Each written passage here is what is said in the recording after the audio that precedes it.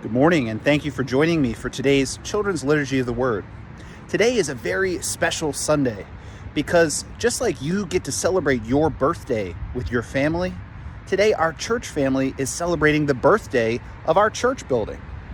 61 years ago, our church was built and dedicated to Mary, our Queen.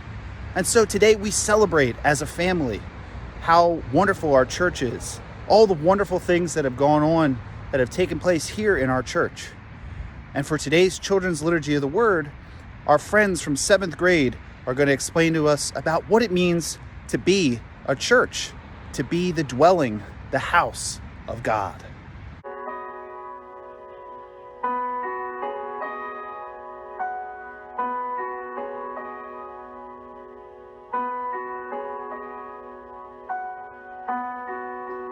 Matthew 16:13-19. New International Version. When Jesus came to the region of Caesarea Philippi, he asked his disciples, "Who do people say the Son of Man is?" They replied, "Some say John the Baptist, others say Elijah, and still others Jeremiah or one of the prophets." "But what about you?" He asked, "Who do you say I am?" Simon Peter answered, "You are the Messiah, the Son of the living God."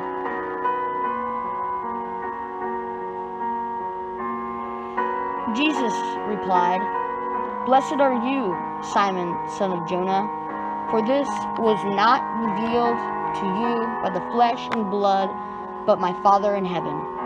And I tell you that you are Peter. On this rock I will build my church, and the gates of Hades will not overcome it. I will give you the keys of the kingdom of heaven. Whatever you bind on earth will be bound in heaven, and whatever you loose on earth will be loosed in heaven." Then he ordered his disciples not to tell anyone that he was the Messiah.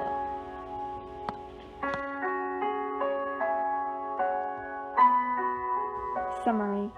So, one day, Jesus traveled to an area where his followers were.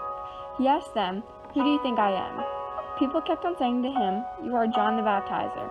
Other people said, "You are Elijah." Then he asked Simon.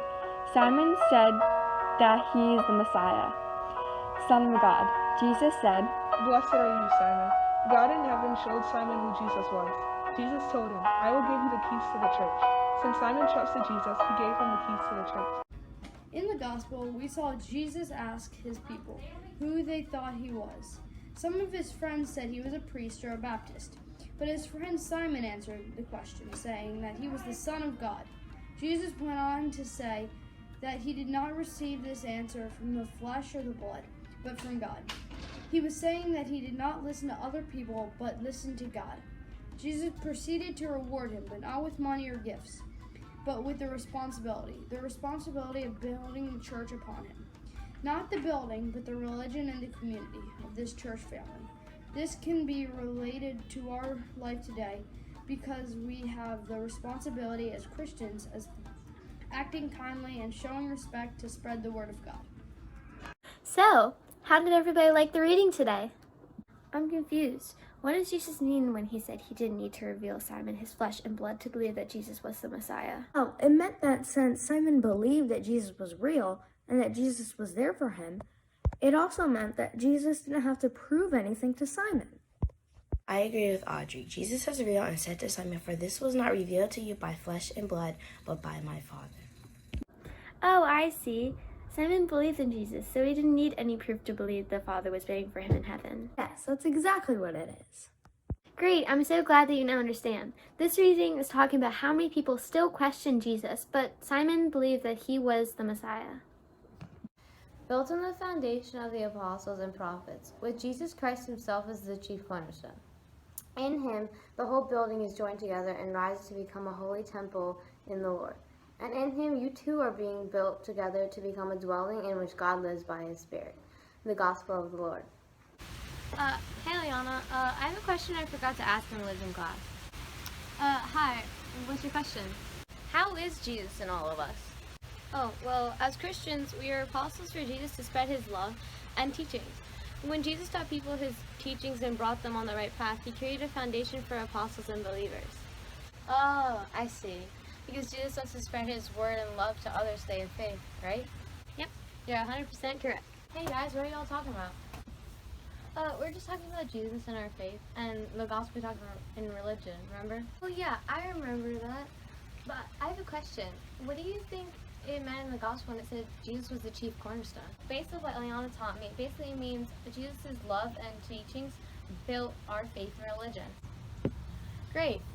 Well, I think that we learned today is that Jesus' love and teachings is the reason why our faith and religion is the way it is today in our community.